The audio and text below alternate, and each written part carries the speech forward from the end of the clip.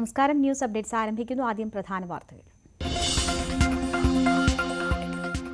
വീണ വിജയന്റെ കമ്പനിക്കെതിരെ കേന്ദ്ര അന്വേഷണം. എക്സാലോജിക്കും കരിമണൽ കമ്പനിയുമായുള്ള ബന്ധം പരിശോധിക്കും. 4 മാസത്തിനകം റിപ്പോർട്ട് നൽകാൻ നിർദ്ദേശം. രാഷ്ട്രീയ പ്രേരിതമെന്ന് പി ജയരാജൻ. CPM BJP ധാരണയെന്ന് VD സതീശൻ.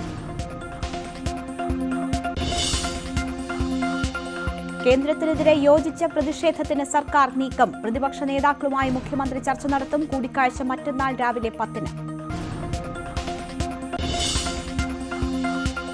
നേതൃത്വത്തെ വിമർശിച്ച് രാജ്മോഹൻ ഉണ്ണിത്താൻ. കെ സുധാകരന് പരിചയക്കുറവെന്ന് വിമർശനം. KPCC പ്രസിഡന്റാകാൻ യോഗ്യതയും ആഗ്രഹവുമുണ്ട്. കാസർഗോഡ് തന്നെ മത്സരിക്കും. ജോസ് കെ മാണിയെ തിരികെ കൊണ്ടുവരണമെന്നും രാജ്മോഹൻ ഉണ്ണിത്താൻ.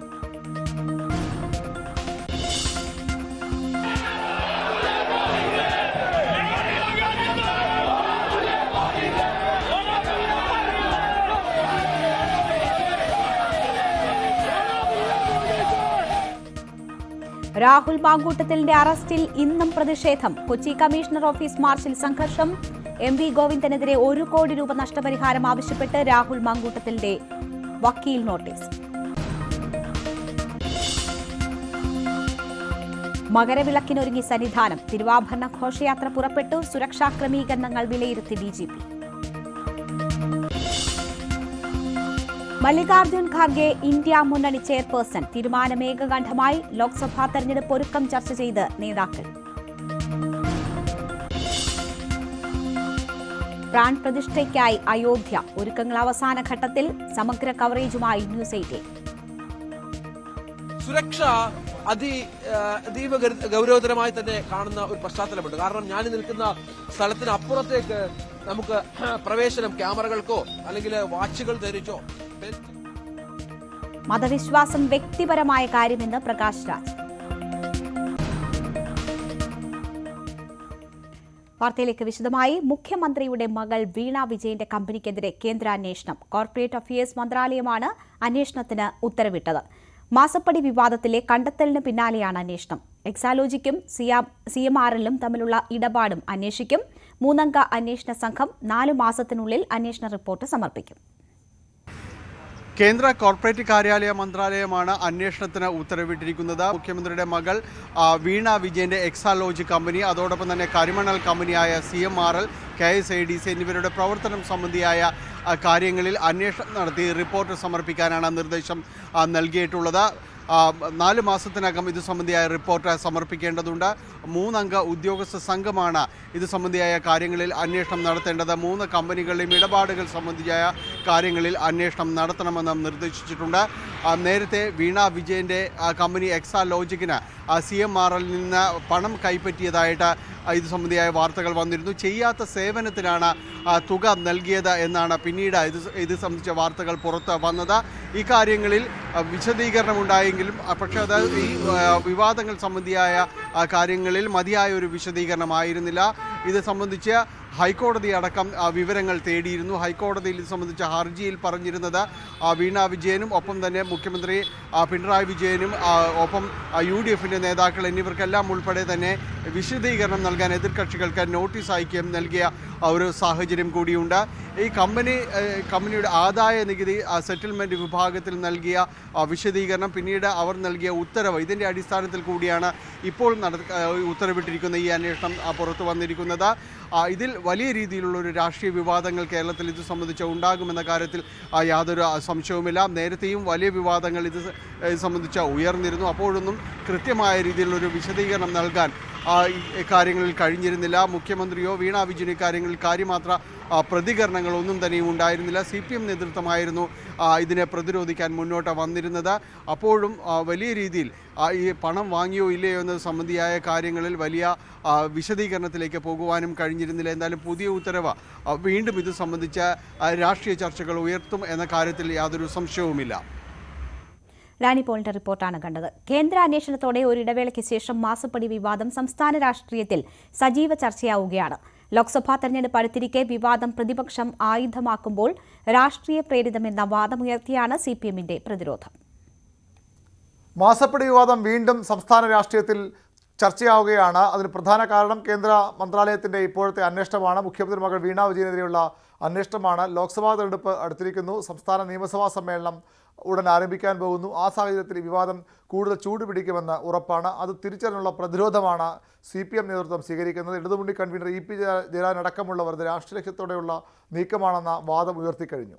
കേന്ദ്ര ഗവൺമെൻറ് അവരുടെ താല്പര്യങ്ങൾക്ക് വേണ്ടി BJP ഇതര പാർട്ടികളെ ഭയപ്പെടുത്താൻ, കീഴ്പ്പെടുത്താൻ അവർ തെറ്റായിട്ടുള്ള വഴികൾ ഉപയോഗിക്കുന്നു, കേന്ദ്ര ഏജൻസികൾ ഉപയോഗിച്ചുകൊണ്ടിരിക്കുന്നുണ്ട്.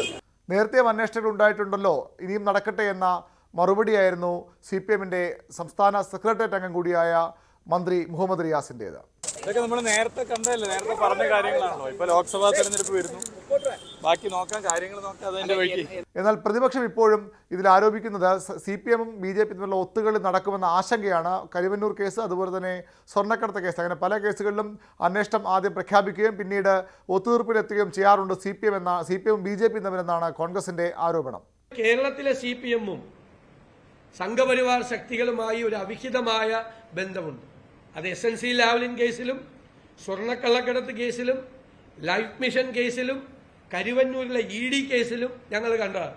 അത് തന്നെയാണോ മാസപ്പടി കേസിൽ ആവർത്തിക്കാൻ പോകുന്നത് എന്ന് ഞങ്ങൾ നിരീക്ഷിക്കുന്നു. ഏതായാലും ഈ വിഷയം കൂടുതൽ ശക്തമായി തന്നെ കേരള രാഷ്ട്രീയത്തിൽ നിറഞ്ഞു നിൽക്കും. ലോക്സഭാ തെരഞ്ഞെടുപ്പ് വരാനിരിക്കുന്നു. ആ സാഹചര്യത്തിൽ BJP-ക്കും ഇതിൽ കൃത്യമായൊരു നിലപാട്, അന്വേഷണം പ്രഖ്യാപിച്ചാൽ മാത്രം പോരാ, കൃത്യമായ അന്വേഷണം നടക്കുന്ന ഉറപ്പുവരുത്തേണ്ട ഒരു ബാധ്യത BJP-യിലും വന്നു ചേരും. അതിന് കാരണം നേരത്തെ കോൺഗ്രസിൻ്റെ ഇത്തരം ആരോപണങ്ങളാണ്. ഒത്തുകളി ആരോപണം അവർ ഉന്നയിക്കുമ്പോൾ അങ്ങനെയല്ല എന്ന് തെളിയിക്കേണ്ട ബാധ്യതയും ഉത്തരവാദിത്വവും അന്വേഷണ സംഘത്തിനും അതുപോലെ BJP നേതൃത്വത്തിനും ഉണ്ടാകും. അതുകൊണ്ട് തന്നെ വരും ദിവസങ്ങളിൽ കേരള രാഷ്ട്രീയത്തിൽ ഏറ്റവും അധികം ചർച്ച ചെയ്യപ്പെടാൻ പോകുന്ന ഒരു വിഷയമായി ഇത് മാറുമെന്ന് ഉറപ്പാണ്. മാസപ്പടി വിഷയത്തിൽ ഹൈക്കോടതിയിൽ റിട്ട് ഫയൽ ചെയ്ത ശേഷമാണ് കാര്യങ്ങൾ വേഗത്തിലായതെന്ന് ഷോൺ ജോർജ്. തന്റെ ഫോൺ വരെ ചോർത്തി. കേസ് നൽകിയതിന് പിന്നിൽ രാഷ്ട്രീയമില്ല. കേരളത്തിലെ പ്രളയത്തെ പോലും മുഖ്യമന്ത്രി വിറ്റ് കാശാക്കിയെന്നും ഷോൺ ജോർജ് ആരോപിച്ചു. ഡിസംബർ മാസം 13-ാം തീയതിയാണ് ഞാൻ ഇത് സംബന്ധിച്ച് നടപടി ആവശ്യപ്പെട്ടുകൊണ്ട് ബഹുമാനപ്പെട്ട ഹൈക്കോടതിയിൽ റിട്ട് സമർപ്പിച്ചു. 13-ാം തീയതി റിട്ട് സമർപ്പിച്ചതിന് ശേഷം വളരെ സ്പീഡായിരുന്ന കാര്യങ്ങൾ എനിക്ക് 21-ാം തീയതി തന്നെ CMRL-ലും KSIDC-ക്കും ഇത് സംബന്ധിച്ച് സമഗ്രമായ റിപ്പോർട്ട് ആവശ്യപ്പെട്ട് ഷോക്കോസ് നോട്ടീസ് ROC കൈമാറി. ഇന്ന് ഈ ഓർഡർ ഇറങ്ങിയ ഈ പെറ്റീഷൻ കൊടുത്തിട്ടുള്ള ഷോൺ ജോർജിന് ഇപ്പോൾ കേരളത്തിലെ 3 മുന്നണികളുമായി യാതൊരു ബന്ധവും ഈ നിമിഷം വരെയില്ല. നാളെ എനിക്ക് രാഷ്ട്രീയം ഉണ്ടാകാം. കേരളത്തിൽ 2018 ഉണ്ടായ പ്രളയത്തെ പോലും മുഖ്യമന്ത്രി വിറ്റ് കാശാക്കി. അതാണ് ഈ അഴിമതിയുടെ ചുക്കാൻ പിടിച്ചത്. കേരളത്തില് 135 കോടി രൂപ കൈക്കൂലി കൊടുത്താൽ ഞാൻ CMR-നോട് എനിക്ക് സഹതാപമുള്ളൂ. കാരണം കേരളത്തിൽ ഒരു കമ്പനി ലാഭകരമായി നടത്തിക്കൊണ്ട് പോകണമെങ്കിൽ 135 കോടി രൂപ വരെ കൈക്കൂലി കൊടുക്കേണ്ട ഗതികേടാണ് കേരളത്തിൽ എന്ന് പറയുമ്പോൾ എനിക്ക് CMR-നോട് ഇപ്പോൾ സഹതാപമാണ്. രാഹുൽ മാങ്കൂട്ടത്തിന്റെ അറസ്റ്റിൽ പ്രതിഷേധിച്ച് യൂത്ത് കോൺഗ്രസിന്റെ കമ്മീഷണർ ഓഫീസ് മാർച്ചിൽ സംഘർഷമുണ്ടായി. പ്രവർത്തകർ ബാരിക്കേഡ് മറിച്ചിടാൻ ശ്രമിച്ചതോടെ പോലീസ് ജലപീരങ്കി പ്രയോഗിച്ചു. പ്രവർത്തകർ പോലീസിന് നേരെ കല്ലെറിഞ്ഞു.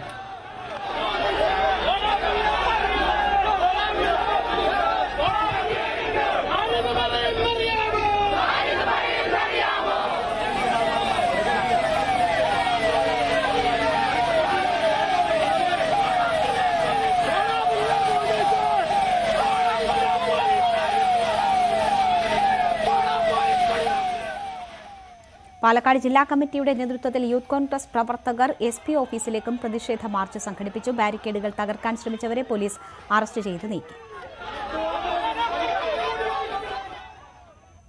CPM സംസ്ഥാന സെക്രട്ടറി MP ഗോവിന്ദനെതിരെ 1 കോടി രൂപ നഷ്ടപരിഹാരം ആവശ്യപ്പെട്ട് വക്കീൽ നോട്ടീസ്. രാഹുൽ മാങ്കൂട്ടത്തിൽ വ്യാജ മെഡിക്കൽ സർട്ടിഫിക്കറ്റാണ് ജാമ്യാപേക്ഷയിൽ സമർപ്പിച്ചത് എന്ന MP ഗോവിന്ദന്റെ പ്രസ്താവനയ്ക്കെതിരെയാണ് നിയമ നടപടി. CPM സംസ്ഥാന സെക്രട്ടറിയുടെ പ്രസ്താവന വ്യാജമാണ്. 7 ദിവസത്തിനകം വാർത്താസമ്മേളനം വിളിച്ച് പറഞ്ഞതിൽ ക്ഷമ ചോദിച്ചില്ലെങ്കിൽ ശക്തമായ നിയമ നടപടികൾ ഉണ്ടാകുമെന്ന് യൂത്ത് കോൺഗ്രസ് സംസ്ഥാന കമ്മിറ്റി അറിയിച്ചു. കേന്ദ്ര സർക്കാരിന്റെ അവഗണനയിൽ പ്രതിപക്ഷവുമായി ചർച്ച നടത്താൻ സർക്കാർ. മുഖ്യമന്ത്രിയാണ് ചർച്ച നടത്തുക. കേന്ദ്ര സർക്കാർ കേരളത്തോട് കാണിക്കുന്ന അവഗണനയും തെറ്റായ സമീപനങ്ങളും ചർച്ച ചെയ്യും. ജനുവരി 15-നാണ് ചർച്ച. പ്രതിപക്ഷ നേതാവ് VD സതീശൻ, PK കുഞ്ഞാലിക്കുട്ടി എന്നിവരുമായാണ് മുഖ്യമന്ത്രി ചർച്ച നടത്തുക. KPCC പ്രസിഡന്റ് കെ സുധാകരന് പരിചയക്കുറവുണ്ടെന്ന കെ മുരളീധരന്റെ അഭിപ്രായത്തോട് യോജിച്ച് രാജ്മോഹൻ ഉണ്ണിത്താൻ. രാഷ്ട്രീയത്തിൽ അനുഭവ സമ്പത്ത് പ്രധാനപ്പെട്ട ഘടകമാണ്. നേതാവ് പടിപടിയായി ഉയർന്നു വരേണ്ടതാണ്. ഇന്ദിരാഗാന്ധി മരണപ്പെട്ട ശേഷം കോൺഗ്രസിലെത്തിയ ആളാണ് സുധാകരനെന്നും രാജ്മോഹൻ ഉണ്ണിത്താൻ പറഞ്ഞു. അല്ല, രാഷ്ട്രീയത്തിൽ അനുഭവ സമ്പത്ത് ഒരു പ്രധാന ഘടകമാണ്. താഴെത്തട്ടിൽ നിന്ന് നമ്മൾ കുഞ്ഞുങ്ങളെ ചേർക്കുമ്പോൾ അവർക്ക് അതിൻ്റെ എക്സ്പീരിയൻസ് കിട്ടും. എല്ലാവർക്കും ആ അടിത്തറ വേണം. അതുകൊണ്ട് കോൺഗ്രസിൻ്റെ അല്ല, എല്ലാ രാഷ്ട്രീയത്തിലും പാരമ്പര്യം വലിയ ഘടകമാണ്. പാരമ്പര്യം അതാണല്ലോ യൂണിറ്റ് പ്രസിഡന്റ്, താലൂക്ക് പ്രസിഡന്റ്, ജില്ലാ സെക്രട്ടറി, ജില്ലാ president, state secretary, state president, പിന്നെ യൂത്ത് കോൺഗ്രസ് വന്ന് യൂത്ത് കോൺഗ്രസിൽ.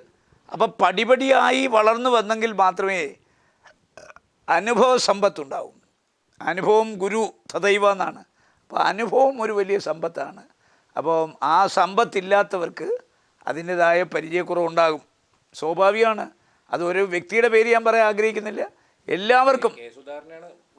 അല്ല, ഞാൻ പറഞ്ഞല്ലോ, ഇപ്പോൾ സുധാകരൻ കോൺഗ്രസിൽ വന്ന എന്താണെന്ന് എല്ലാവർക്കും അറിയാമല്ലോ.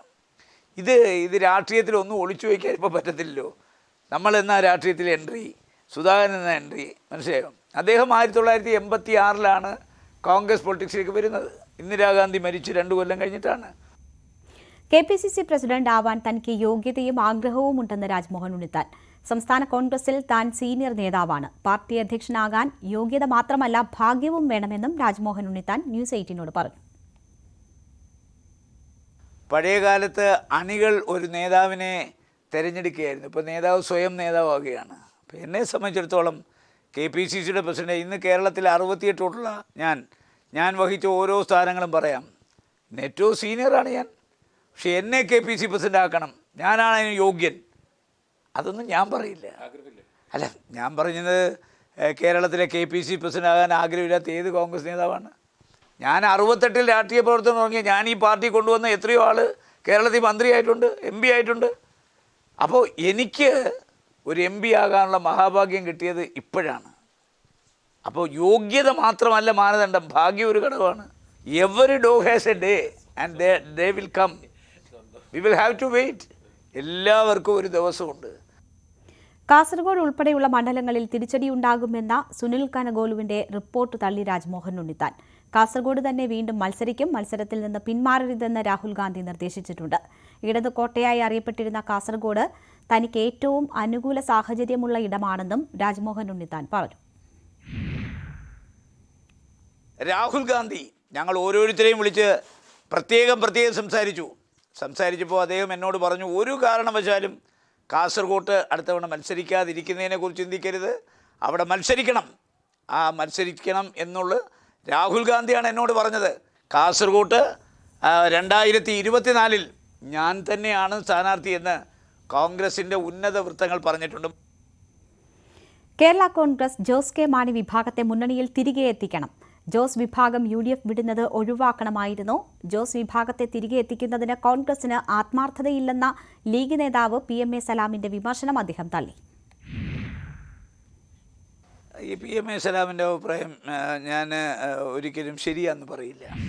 KM മാണിയുടെ പാർട്ടി നമ്മളിൽ നിന്ന് വിട്ടുപോയത് നമ്മൾ ഒരു അപ്രതീക്ഷിതമായ നടപടിയായിപ്പോയി. അവരൊരിക്കലും പോകാൻ പാടില്ലായിരുന്നു, അവരെ ഒരിക്കലും അയക്കാനും പാടില്ലായിരുന്നു. UDF സംവിധാനത്തിൽ KM മാണിയുടെ പാർട്ടി തിരിച്ചു വരേണ്ടത് വളരെ അത്യാവശ്യമുള്ള കാര്യമാണ്. അത് തിരിച്ചു വരാൻ കോൺഗ്രസ് എതിരാണെന്ന് പറയുന്നത് തെറ്റാണ്. കോൺഗ്രസിൽ ആർക്കും അതിനോട് അഭിപ്രായ വ്യത്യാസമില്ല. മകരസംക്രമ സന്ധ്യയിൽ ശബരിമലയിൽ അയ്യപ്പ വിഗ്രഹത്തിൽ ചാർത്തുവാനുള്ള തിരുവാഭരണങ്ങൾ വഹിച്ചുകൊണ്ടുള്ള ഘോഷയാത്ര പന്തളത്ത് നിന്ന് പുറപ്പെട്ടു. ഉച്ചയ്ക്ക് 12:53 ഘോഷയാത്ര തുടങ്ങിയത്. പന്തളം കൊട്ടാരത്തിലെ കുടുംബാംഗം മരിച്ചതിനാൽ തിരുവാഭരണ ഘോഷയാത്രയ്ക്കൊപ്പം ഇക്കുറി രാജപ്രതിനിധി ഇല്ല.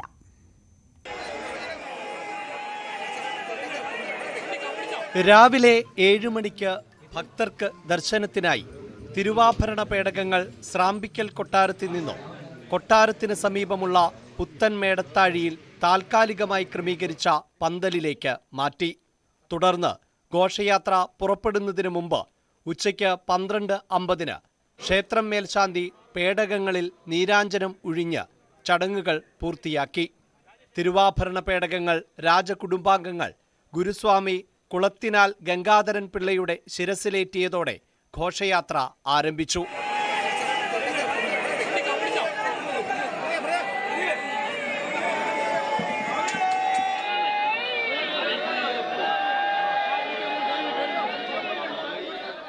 26 പേരാണ് തിരുവാഭരണങ്ങൾ വഹിച്ചുകൊണ്ടുള്ള സംഘത്തിലുള്ളത്.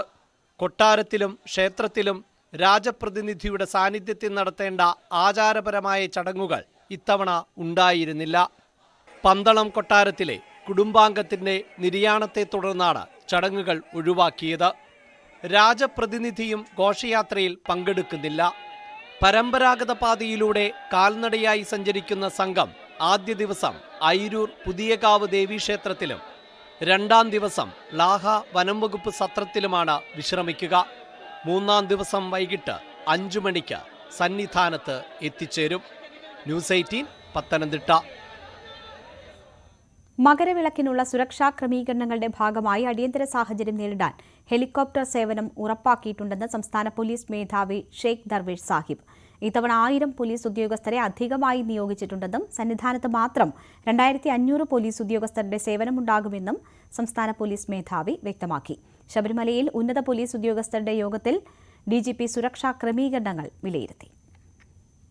തിരുവനന്തപുരത്ത് നിന്ന് ഹെലികോപ്റ്ററിലാണ് സംസ്ഥാന പോലീസ് മേധാവി ഷെയ്ഖ് ദർവേഷ് സാഹിബ് നിലയ്ക്കൽ എത്തിയത്. അവിടെ നിന്ന് റോഡ് മാർഗം പമ്പയിലെത്തി. ഇവിടങ്ങളിലെ സുരക്ഷയും ക്രമീകരണങ്ങളും ഡിജിപി വിലയിരുത്തി. തിരക്ക് നിരീക്ഷിക്കാൻ ഡ്രോൺ സംവിധാനവും അടിയന്തര സാഹചര്യം നേരിടാൻ ഹെലികോപ്റ്റർ സേവനവും ഉറപ്പാക്കിയിട്ടുണ്ടെന്നും മകരവിളക്ക് ദിവസത്തെ സുരക്ഷാ ഡ്യൂട്ടിക്ക് മാത്രം 1000 പോലീസ് ഉദ്യോഗസ്ഥരെ അധികമായി നിയോഗിച്ചിട്ടുണ്ടെന്നും സംസ്ഥാന പോലീസ് മേധാവി പറഞ്ഞു. കഴിഞ്ഞ വർഷത്തിൻ്റെ ഏകദേശം 900 ആൾക്കാർ, അതിൽ 4 SP-മാർ, 19 DYSP-മാർ, 15 ഇൻസ്പെക്ടർമാരടക്കം 1000 പോലീസ് ഉദ്യോഗസ്ഥരെ കൂടുതലായിട്ട് വിന്യസിക്കാൻ പോവുകയാണ്. അത് മാത്രമല്ല, ഇവിടുത്തെ സുരക്ഷ ഉറപ്പാക്കാൻ വേണ്ടി ഡ്രോൺ സംവിധാനം പിന്നെ ഹെലികോപ്റ്റർ സർവൈലൻസും കൂടി വെച്ചിട്ടുണ്ട്. ഇതിൻ്റെ പുറമെ CCTV ക്യാമറ സർവൈലൻസും കൂടാതെ നമ്മളെ BDDS യൂണിറ്റിൻ്റെ സെക്യൂരിറ്റി ചെക്കിംഗ് ഒക്കെ ഉണ്ടാവുന്നതാണ്. സന്നിധാനത്ത് DGPയുടെ അധ്യക്ഷതയിൽ പോലീസ് ഉദ്യോഗസ്ഥരുടെ യോഗവും ചേർന്നു. സന്നിധാനത്തെത്തി തന്ത്രിയെയും മേൽശാന്തിയെയും കണ്ടതിനു ശേഷം ക്ഷേത്ര ദർശനവും കഴിഞ്ഞാണ് DGP മടങ്ങിയത്. ന്യൂസ് 18 സന്നിധാനം. പാമ്പാടി പങ്ങടയിൽ യുവാവ് അയൽവാസിയുടെ പശുവിന്റെ കണ്ണിലും ദേഹത്തും ആസിഡ് ഒഴിച്ചു. പങ്ങട ഷാപ്പുപടിക്ക് സമീപം താമസിക്കുന്ന സുരേഷിന്റെ പശുവിന്റെ കണ്ണിലും ദേഹത്തുമാണ് ആസിഡ് ഒഴിച്ചത്. അയൽവാസിയായ ബിനോയിയാണ് മിണ്ടാപ്രാണിയോട് കൊടും ക്രൂരത ചെയ്തത്. ബിനോയിയെ പാമ്പാടി പോലീസ് കസ്റ്റഡിയിലെടുത്തു. പ്രതിപക്ഷ കക്ഷികളുടെ കൂട്ടായ്മയായ ഇന്ത്യ മുന്നണിയുടെ ചെയർപേഴ്സണായി കോൺഗ്രസ് അധ്യക്ഷൻ മല്ലികാർജ്ജുൻ ഖർഗെയെ തെരഞ്ഞെടുത്തു. ബീഹാർ മുഖ്യമന്ത്രി നിതീഷ് കുമാറിന്റെ പേരും പരിഗണിച്ചിരുന്നു. കോൺഗ്രസിൽ നിന്ന് തന്നെ ചെയർപേഴ്സൺ വേണമെന്നായിരുന്നു ഇന്നത്തെ യോഗത്തിൽ നിതീഷ് കുമാറിന്റെ നിലപാട്. ലോക്സഭാ തെരഞ്ഞെടുപ്പിലെ സീറ്റ് വിഭജനം ഉൾപ്പെടെയുള്ള വിഷയങ്ങളാണ് ഇന്നത്തെ യോഗം ചർച്ച ചെയ്തത്. അയോധ്യ ഒരുങ്ങുന്നു.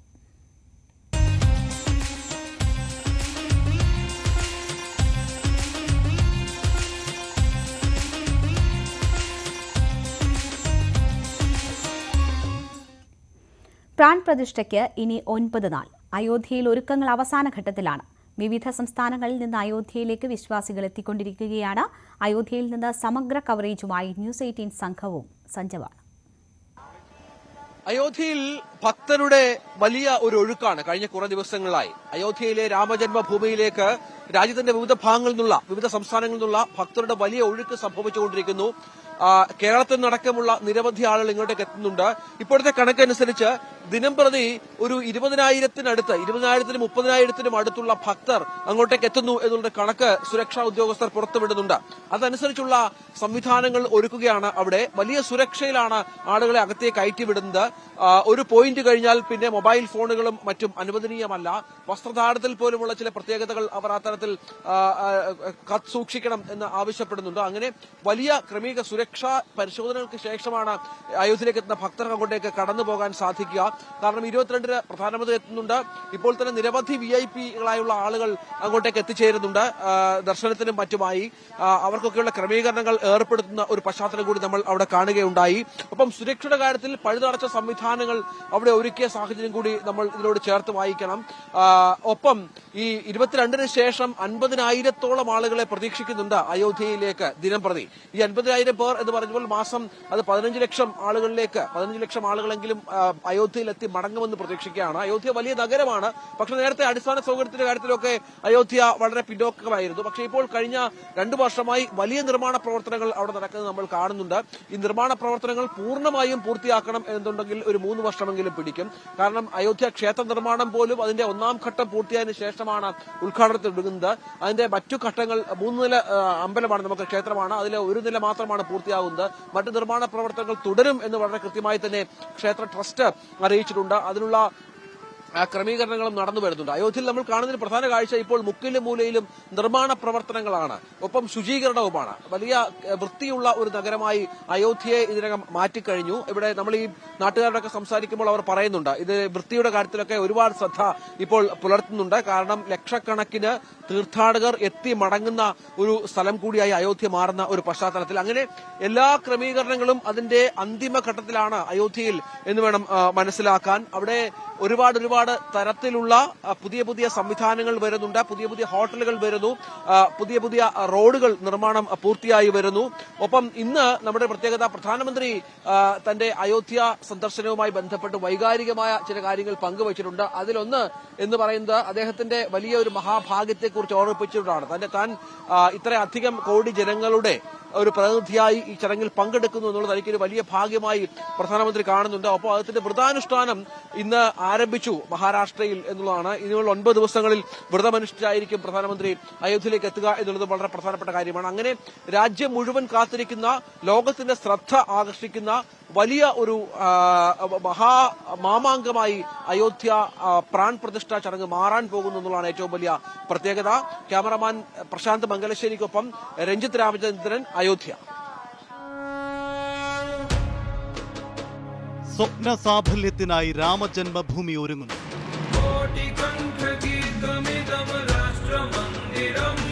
പ്രാൺ പ്രതിഷ്ഠയ്ക്കായി വിശ്വാസി സഹസ്രങ്ങൾ കാത്തിരിക്കുകയാണ്.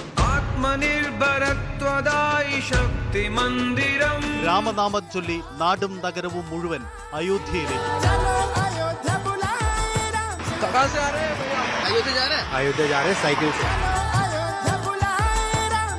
രാമഭജനുകളാൽ മുഖരിതമായ അയോധ്യാപുരിയിൽ നിന്ന് രഞ്ജിത്ത് രാമചന്ദ്രന്റെ റിപ്പോർട്ടുകളും പ്രശാന്ത് മംഗലശ്ശേരിയുടെ ദൃശ്യങ്ങളും. അയോധ്യ മുഴുവൻ ഭക്തിസാന്ദ്രമാണ്. അയോധ്യ പ്രാൺ പ്രതിഷ്ഠ കവറേജ് സമഗ്രമായി ന്യൂസ് 18-ൽ മാത്രം. ന്യൂസ് 18 കേരളം, മലയാളത്തിന്റെ ദേശീയ ചാനൽ.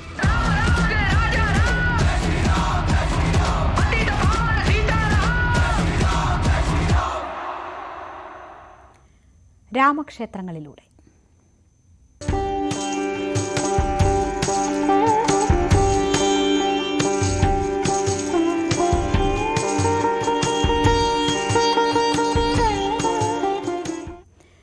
കടവല്ലൂർ ക്ഷേത്രം മധ്യ കേരളത്തിലെ അതിപുരാതനമായ ശ്രീരാമക്ഷേത്രമാണ്. വാസ്തുവിദ്യാ സവിശേഷതകളാൽ നിറഞ്ഞിരിക്കുന്ന ക്ഷേത്രത്തെ പ്രസിദ്ധമാക്കുന്നത് അന്യോനം എന്ന വേദപാണ്ഡിത്യ മത്സരമാണ്. പാലക്കാട്, തൃശൂർ ജില്ലകളുടെ അതിർത്തി പ്രദേശത്ത് മനോഹരമായ കടവല്ലൂർ എന്ന ഗ്രാമം. ഇവിടെ ഏറെ പ്രത്യേകതയുള്ള ഒരു ശ്രീരാമക്ഷേത്രം. ആർക്കിയോളജിക്കൽ സർവേ ഓഫ് ഇന്ത്യയുടെ കണക്ക് പ്രകാരം 12ാം നൂറ്റാണ്ടിലാണ് ഈ ക്ഷേത്രം സ്ഥാപിക്കപ്പെട്ടത്. ഏറെ പ്രത്യേകതകളുണ്ട് ഈ ക്ഷേത്രത്തിന്. വിവിധ ഭാവങ്ങളിലുള്ള ശ്രീരാമ പ്രതിഷ്ഠ ഇവിടുത്തെ പ്രത്യേകതകൾ ഒന്നാണ്. നമുക്ക് ഈ ക്ഷേത്രത്തിന്റെ പ്രത്യേകതകളിലേക്ക്, ഐതിഹ്യങ്ങളിലേക്ക് ഒന്ന് പോകാം.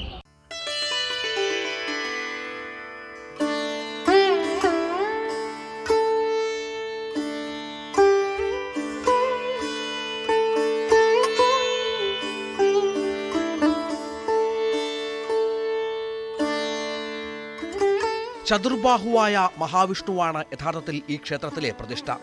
എന്നാൽ മഹാവിഷ്ണുവിന്റെ പ്രസിദ്ധമായ ദശാവതാരങ്ങളിൽ 7ാമത്തേതായ ശ്രീരാമനായാണ് പ്രതിഷ്ഠയെ കണ്ടുവരുന്നത്.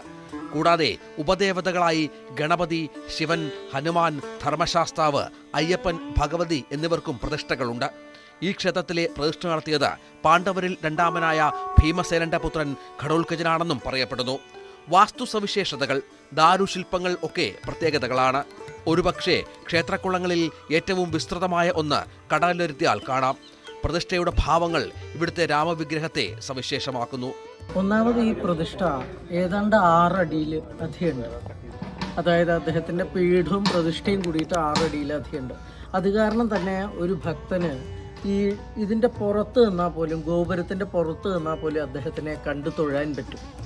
അതാണ് ആദ്യത്തെ ഒരു സവിശേഷതയായിട്ട് എനിക്ക് തോന്നിയിട്ടുള്ളത്. സാധാരണ രാമക്ഷേത്രങ്ങളിലോ അല്ലെങ്കിൽ സാധാരണ ക്ഷേത്രങ്ങളിലൊന്നും നമുക്ക് ഈ ക്ഷേത്രത്തിനകത്ത് പോയാൽ മാത്രമേ ബിംബത്തിനെ തൊഴാൻ സാധിക്കുള്ളൂ. ഇവിടെ പുറത്തുനിന്നും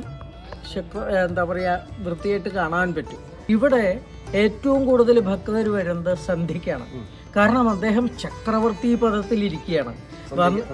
സന്ധ്യയ്ക്കുള്ള ഭാവമാണ്. ദീപാരാധന തുറന്ന ഭാവം എന്ന് പറഞ്ഞാൽ ചക്രവർത്തി ഭാവമാണ്. എന്ന് പറഞ്ഞാൽ വരുന്നവർക്ക് മുഴുവൻ അവരാവശ്യപ്പെട്ടത് കൊടുക്കാൻ അദ്ദേഹത്തിന് സാധിക്കും.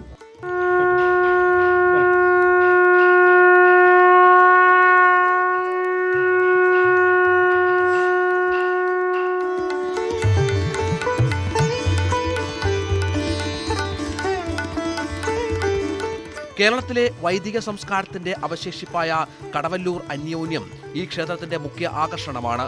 ഏകദേശം 400 വർഷം പഴക്കമുണ്ട് ഈ പരിപാടിക്ക്. തൃശൂർ, തിരുനാവായ, ബ്രഹ്മസ്വം മഠങ്ങളിലെ വിദ്യാർത്ഥികളാണ് ഈ പരിപാടി നടത്തുന്നത്. ഇന്ത്യ രാജ്യത്ത് ഇതുപോലെ സംസ്കൃതത്തിലൊരു വേദപരീക്ഷ എവിടെയും നടക്കുന്നില്ല. അത് കൃത്യമായി നടപ്പാക്കപ്പെടുകയാണ്. 1947 നിന്നുപോവുകയും 1989 ആരംഭിക്കുകയും ചെയ്തു. പുനരാരംഭിക്കുമ്പോഴും അതിലും ദേവസ്വം ബോർഡിന് പങ്കുണ്ടായിരുന്നു. ദേവസ്വം ബോർഡിൻ്റെ പങ്കെന്ന് പറഞ്ഞാൽ ഒരു ഓഫീസർ ഇവിടെ വരികയും ഇവിടെ നിലച്ചുപോയ ഇത്രയും വലിയ ഒരു സംസ്കൃതിയെക്കുറിച്ച്, ഒരു സംസ്കാരത്തെക്കുറിച്ച് മനസ്സിലാക്കുകയും അത് വീണ്ടും ആവിഷ്കരിക്കുകയും ചെയ്യുക എന്നുള്ള കടമ ദേവസ്വം ബോർഡ് കടമയായിരുന്നു. നിർവഹിക്കപ്പെട്ടു. ഈ വർഷം തന്നെ വളരെ അതിമനോഹരമായിട്ടാണ് ഇവിടുത്തെ അന്യോന്യം നടന്നത്. അന്യോന്യ പരിഷത്ത് അതിന് വളരെ കഠിനാധ്വാനമാണ് ചെയ്തത്. പുരാവസ്തു വകുപ്പ് ക്ഷേത്രം സംരക്ഷിച്ചു വരുന്നു. ഗ്രാമീണ ഭംഗി തികഞ്ഞ കടവല്ലൂർ ഗ്രാമത്തിന് തിലകക്കുറിയായി നിലനിൽക്കുന്ന ഈ ശ്രീരാമക്ഷേത്രത്തെ പഴമയുടെ ഭംഗിയിൽ സംരക്ഷിച്ച് നിർത്താനുള്ള ശ്രമമാണ് ഭരണസമിതി നടത്തിവരുന്നത്. ധനേഷിനൊപ്പം രഞ്ജിത് രാമചന്ദ്രൻ, കടവല്ലൂർ. ഇന്നത്തെ സ്വർണം വെള്ളി നിരക്കുകൾ. കവിത ഗോൾഡ് ആൻഡ് ഡയമണ്ട്സ് ഇന്നത്തെ സ്വർണം വെള്ളി നിരക്കുകൾ നിങ്ങൾക്കായി സമർപ്പിക്കുന്നത്. വലിയ സ്വപ്നങ്ങൾ, വലിയ സന്തോഷങ്ങൾ, വലിയ collection. Kavitha gold and diamonds. സ്വർണം 22 ക്യാരറ്റ് ഗ്രാമിന് 5775 രൂപ, പവന് 46,200 രൂപ. സ്വർണം 18 ക്യാരറ്റ് ഗ്രാമിന് 4800 രൂപ, പവന് 38,400 രൂപ. വെള്ളി ഗ്രാമിന് 78 രൂപ, കിലോയ്ക്ക് 78,000 രൂപ. കവിത ഗോൾഡ് ആൻഡ് ഡയമണ്ട്സ് ഇന്നത്തെ സ്വർണം വെള്ളി നിരക്കുകൾ നിങ്ങൾക്കായി സമർപ്പിക്കുന്നത്. വലിയ സ്വപ്നങ്ങൾ, വലിയ സന്തോഷങ്ങൾ, വലിയ collection. Kavitha gold and diamonds. News updates പൂർണ്ണമാകുന്നു. നമസ്കാരം.